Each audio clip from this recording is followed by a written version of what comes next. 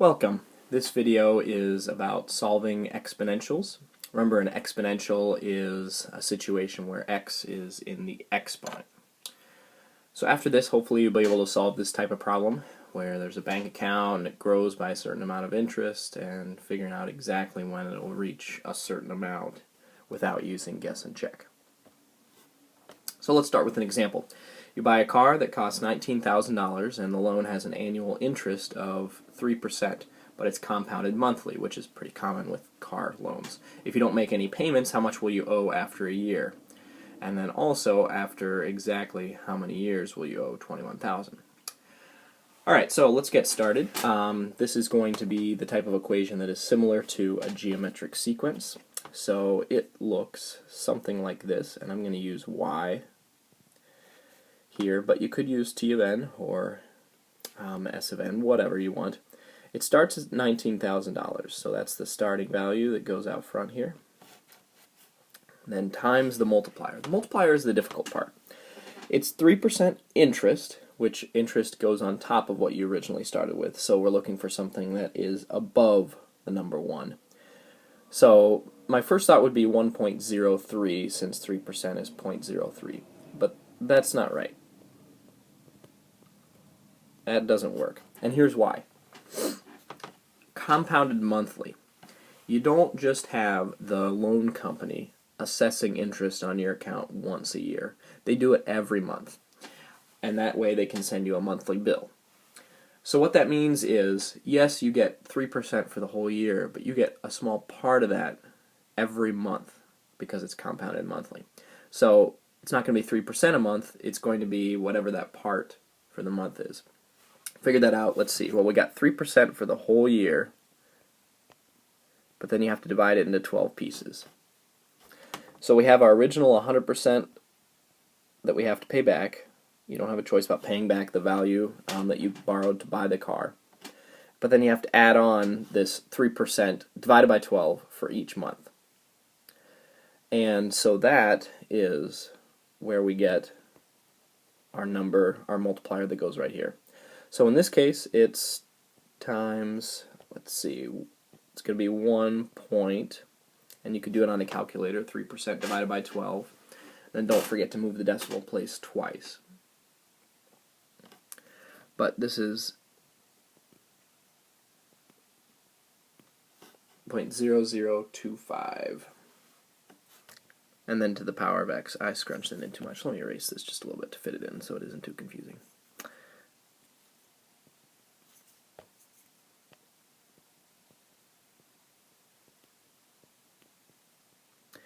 So that is the equation that matches that perfectly. It says if you don't make any payments, how much will you owe after a year? Well, x, the input, is time, so what you have to do is input 12. So it'd be 19,000 times 1.0025 to the 12th. So I encourage that you to try that on your calculator right now, as I am. And I got $19,577.90. We rounded 2 decimal places since it's money. Now the next part says, after exactly how many years will you owe $21,000? So this is the difficult part. $21,000 is an amount of money, so it doesn't go in for x, it goes in for y. So this is the equation that I'm trying to solve here.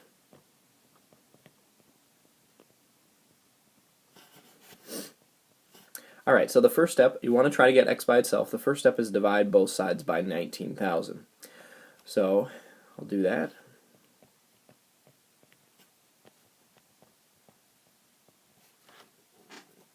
And again, I encourage you to do that on your calculator.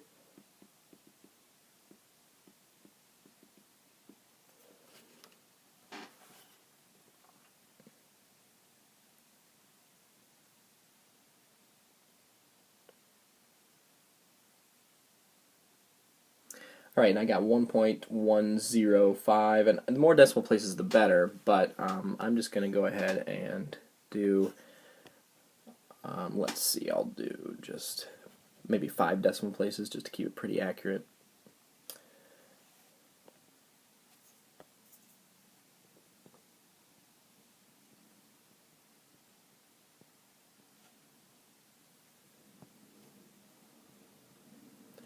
One zero five 2 6. And so that got rid of the 19,000 on both sides.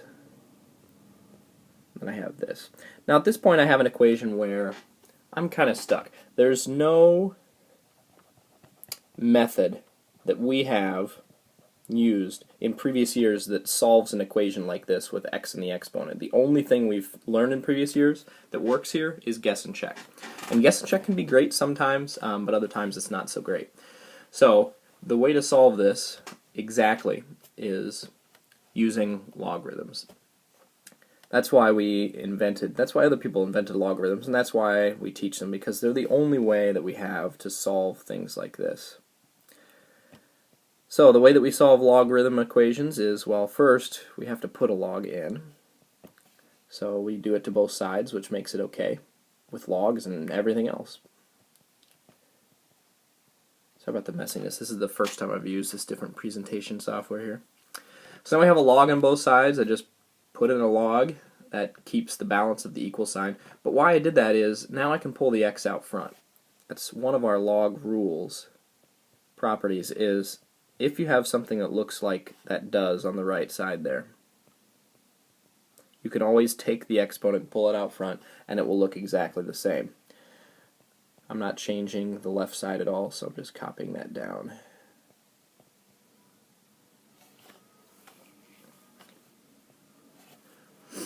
Alright, now you have to kind of know what logs are in the back of your mind to have this make sense, because otherwise it just looks really, really confusing. Log of 1.10526, that's some number. I mean, that's just saying what power on 10, since there's no base listed here, gives me that number, 1.10526. So that's some number. I don't know what it is, and it would be difficult for me to find it. But since I don't have a base listed on this log, it's base 10, and that's the type that my calculator does. So that's some number that I can easily find by just typing it in. And on the right side, I have x, which obviously I don't know, times this other number, log of 1.10025. That's another number that I don't know, but I can find easily using my calculator. So let me erase the steps above here, and we'll finish up.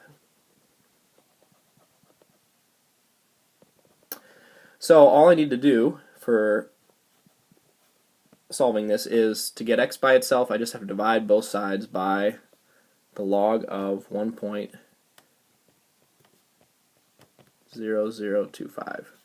I have to do it on both sides to keep things balanced, but that's perfectly legal. That's a number that I can figure out by putting my calculator. Now this right here cancels out because that's the number 1, something divided by itself. And what I have on the left side is something that looks very complicated, but I can figure out what it is. Now, this will tell me what x is. I'm going to say about, because I'm going to type into my calculator and then have to round it off. Alright, so I press the log button. And then 1.10526. Now I have to press the parentheses button to close it. Otherwise, it's not going to give me the right answer. And then divided by to put this other one on the bottom, the log button again, 1.0025. And then close the parenthesis again. Alright, so this is, wow, that seems quite high. Oh, I forgot that we were dealing in months here. Okay, so it's 40 point, I'll just round it 2 decimal places, 0.08. Alright, now since we're dealing with months here, x is in months, so that's 40 months.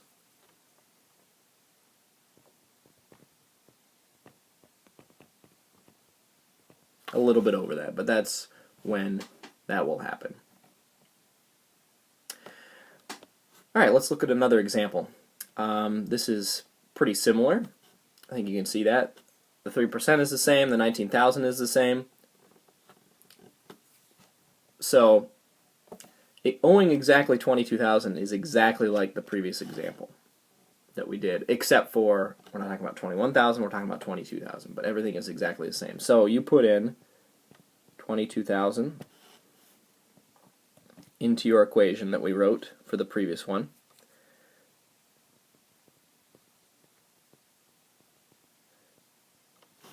And you solve that. First step, divide both sides by 19,000. Alright, I'm not going to show that, but 22,000 divided by 19,000. And again, I'll round to 5 decimal places just so that I can be really exact, but that's not the magic number. It's just what I'm choosing here today. And so I end up with this equation right here after dividing by 19,000 and canceling that out. Now I have something that I can't solve with traditional methods, so I log both sides. I put a log base 10, log base 10s. I don't have to write the 10. Everybody assumes that it's a 10 if there's nothing there. And again, the reason why I choose 10 instead of something else, because I could do any base I want, but base 10, I can type it into my calculator. For some reason, it's the only kind they allow us to do. Alright, now the next step is to take this x here and move it out front. And the reason why we can do that is log properties. So I have the left side staying the same. And on the right side, I have x times the log of 1.0025. Now again, hopefully you're getting to the point where you can get this, where left side, log of 1.157289, that's some number. That's just some long, weird, confusing decimal. You could look at it on your calculator if you want. And the same thing on the other side, it's x times some other weird number. So all I have to do is just divide both sides by what's with x. It's just like if it was 2x, except it looks a lot more complicated. So I'll run out of space here, but 1.0025, gotta be the same on both sides, and then that'll give me my answer, which I'll actually put up above here. So again, rounding off, so I kind of have to do with these things, log, and it starts the parentheses for me, of 1.15789, and the parentheses, make sure you remember to do that, that's the most common mistake I see, and the parentheses after the 9, 1.15789, and the parentheses, and then divided by log of 1.0025, and the parentheses. So if I don't make any payments and the interest just keeps going up, it's x is about 58.71, rounding 2 decimal places. Again, that's in months, so that's just about 5 years. How much will the car be worth at that time? That's a completely different question. So let me erase what we have here.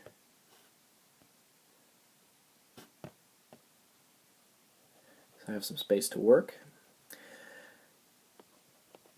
Now the car value, it probably starts at 19,000 because that's what you paid for it. Unless you made a bad deal, you can assume that the car is worth about the same as what you paid for it. Pretty close. Now, the thing about cars is they're a bad investment. They almost always go down in value. This one goes down in value by 13% a year, which is pretty reasonable. It's pretty average for a lot of different cars, especially when they're new. So the value equation, totally separate from the equation of what you owe on the loan, except for they both start at 19,000, and we're saying that because that's what it's worth. That's what you paid for it. Now the multiplier, 0.87. Here's how I got that. You start with 100% of the value. Now the value goes down, so I'm losing 13%. So I started with 100% of the value of the car, but I lost 13%. 100% minus 13% is 87%, which is the same thing as 0.87. How much will the car be worth at that time? What are they talking about? What time? Oh, when we owe exactly 22,000, which is what I have written up above here. That's what I solved previously, the hard part. So I plug in that 58.71. So 19,000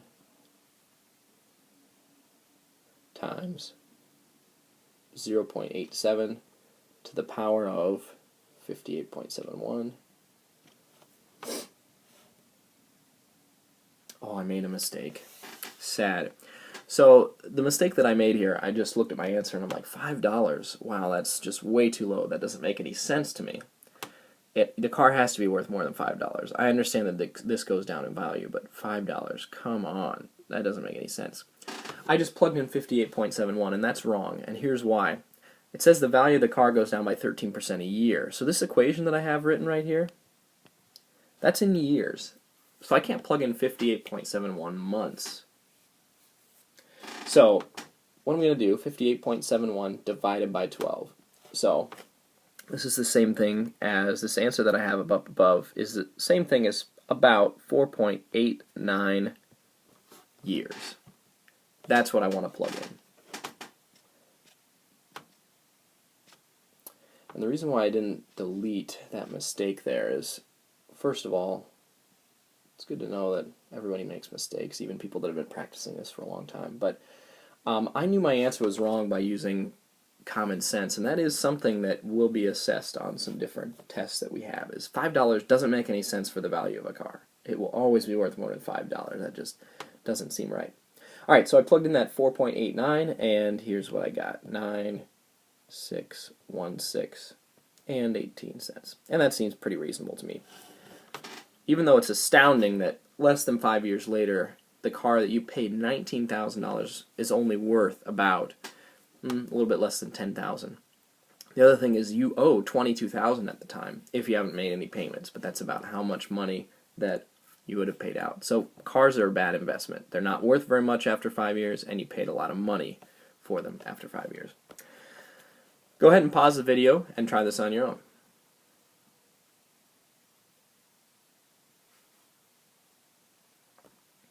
All right, let's see how you did. You buy a condo that costs $121,000, and the loan has an annual interest rate of 4%. It's compounded monthly, which is pretty common for loans on condos and houses as well. It says the value of the condo goes up by 5% a year. That's pretty common for properties in the long term. They go down, they go up, but on the long term, usually properties go up. Assuming you don't make any payments, when will you owe exactly $122,000?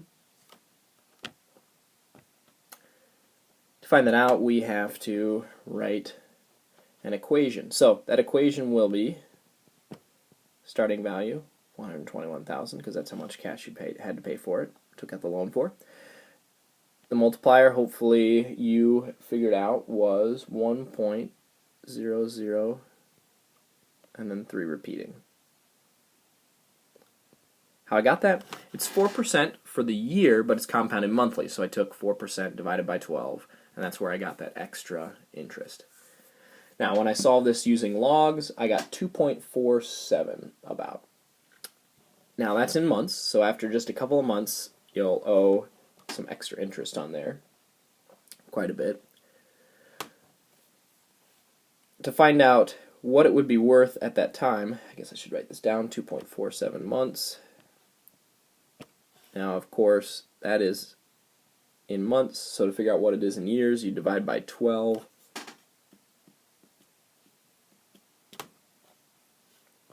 Which is about, I guess if we're going to round to 2 decimal places, it's that.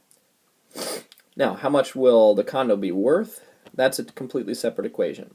Other than, I'm going to assume that it was worth what we paid for it, as long as we got a good deal. Now, the equation for